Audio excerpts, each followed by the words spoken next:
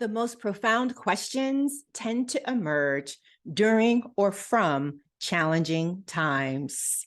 Hello, hello, hello, and welcome to More Than Money, a podcast where we have nuanced conversations about money, business, and life, where we take the time to explore the human side of money because success with money is never just about the numbers. I'm your host, Jacquette Timmons, and I'm really glad you were here with me today. Before we get into today's episode, I've got a question for you. Have you downloaded the financial wheel exercise? And did you take the quiz?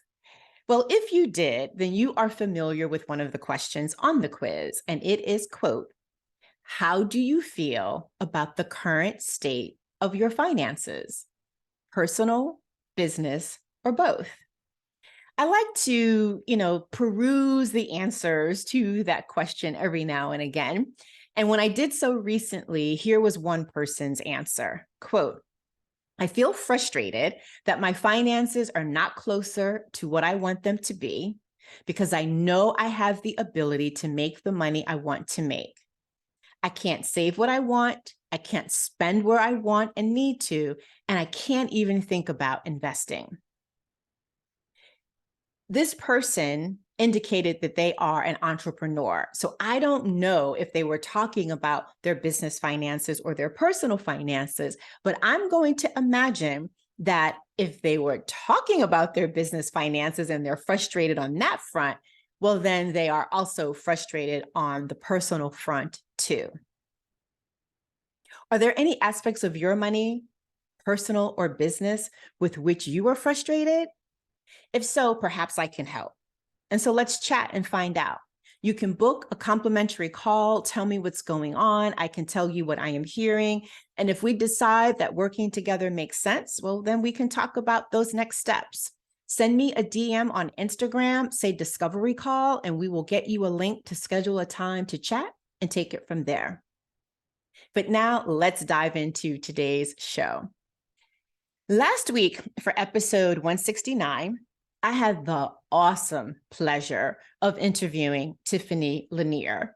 And if you haven't listened to it or watched it, might I suggest that you pause this episode, go and check that out. It is an hour episode, but go and check it out and then come back to listen to this episode.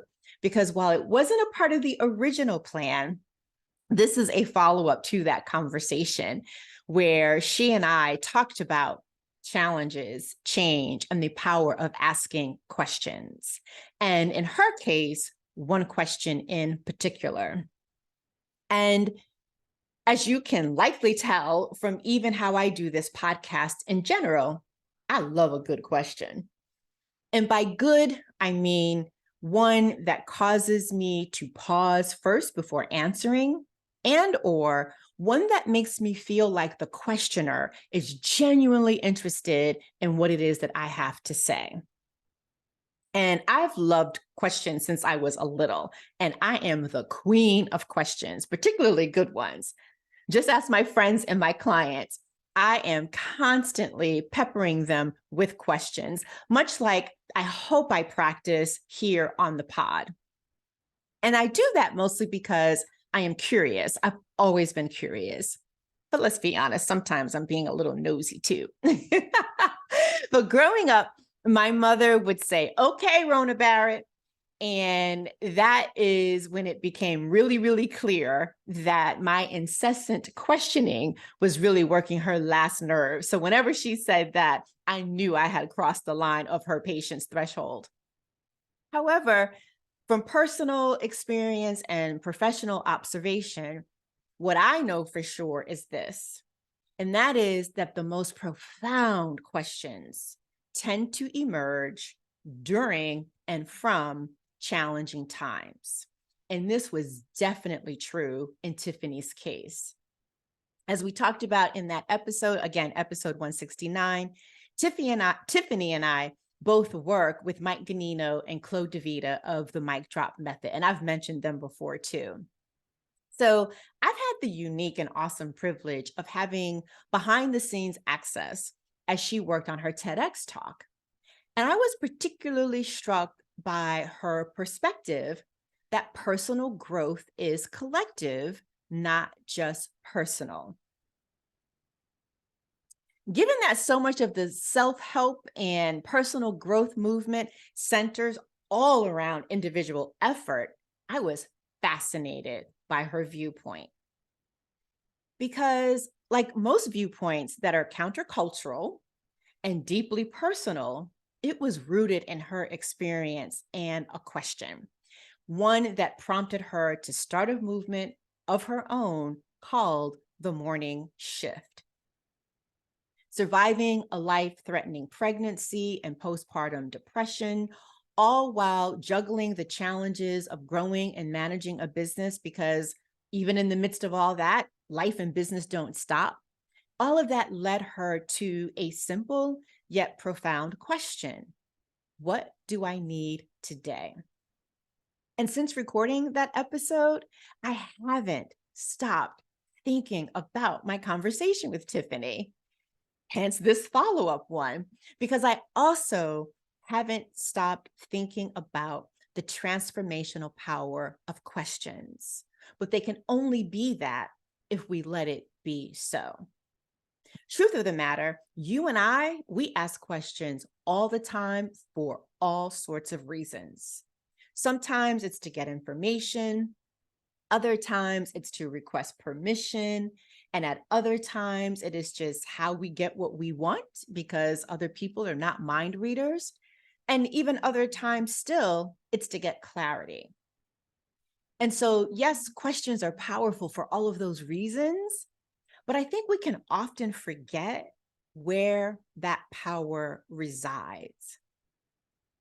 It isn't necessarily in the question itself. It is in the work that you end up doing as you endeavor to answer the question. And that frequently involves doing a lot of inner work.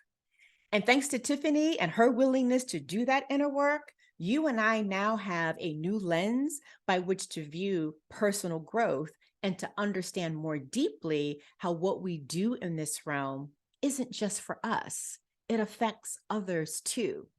And those others, maybe it's family, friends, colleagues, clients, coworkers, industry peers. In other words, it affects our community. And part of the power that comes from questions is that they are also a catalyst for change. Even when you don't know what that change will look like or feel like, or how it will actually affect or benefit your current circumstances, let alone your future, they are unlocking something. And to me, unlocking the power of questioning and questions, again, only happens if you let it. And so I just came up with a list, and this is not an exhaustive list by any means, but I came up with a list of benefits of what you and I can gain if we actually let the power and the process of discovering the answers to the questions be so. So one is they are expansive. A question can expand your knowledge and introduce you to new ideas, people, possibilities, and practices. And I look at that as questions being a low-tech learning tool for gaining insight. But they can also increase your emotional intelligence. They can help you assess your understanding of yourself, your situation, and other people. And this makes a question both a tool for self-discovery and of learning about others. Questions can also be inspirational, I guess is what I'm trying to say, and also spark creativity. So they can inspire intentional action that leads to impactful change, both within yourself and for others. And questions can also be the soil from which creative ideas are sparked. I also think that questions, in a really odd way, are a means of setting an example. People are always watching you. And sometimes they are inspired by what they see you do or don't do, or say or don't say. And you may never know what they are taking away from their observations. But there is no doubt in my mind that as you ask questions that you allow to transform you and how you operate in the world, others definitely take notice of that difference in you. Even if they cannot exactly pinpoint what that difference is, it shows up. It shows up in the way you move, in the way you engage, and the way you respond. And also, in terms of an example, without you even knowing it, you might even be the person who is giving another person permission to do or to have something different or to be someone different, all because of a question and what you went through to answer that question. And then finally, for the purposes of this episode, another benefit of questions is that they can remind you of your power. When you are experiencing acute times of uncertainty and challenges, you often feel powerless.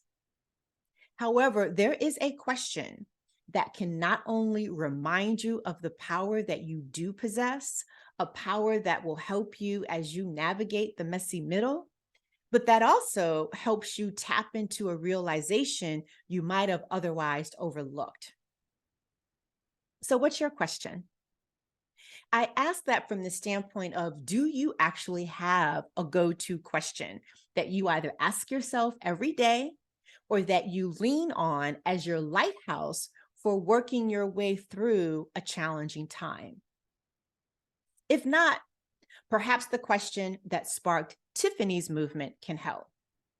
Or maybe this episode is an invitation to do a brainstorming exercise to discover a question that feels right for you. Because you know what?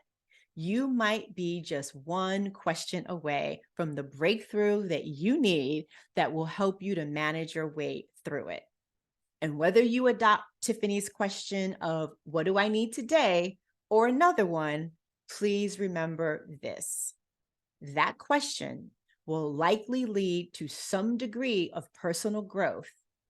And also remember her quote, personal growth is collective, not just personal. Well, that is it for today, folks. As always, I thank you so much for listening all the way until the end, or if you are on YouTube, for watching all the way to the end. Thank you for doing that. But before you hop, if today's episode sparked an aha or reflection, I would love to hear more. So please send me a DM on Instagram. And if you'd like to explore working with me in my private business and financial coaching practice, also send me a DM on Instagram.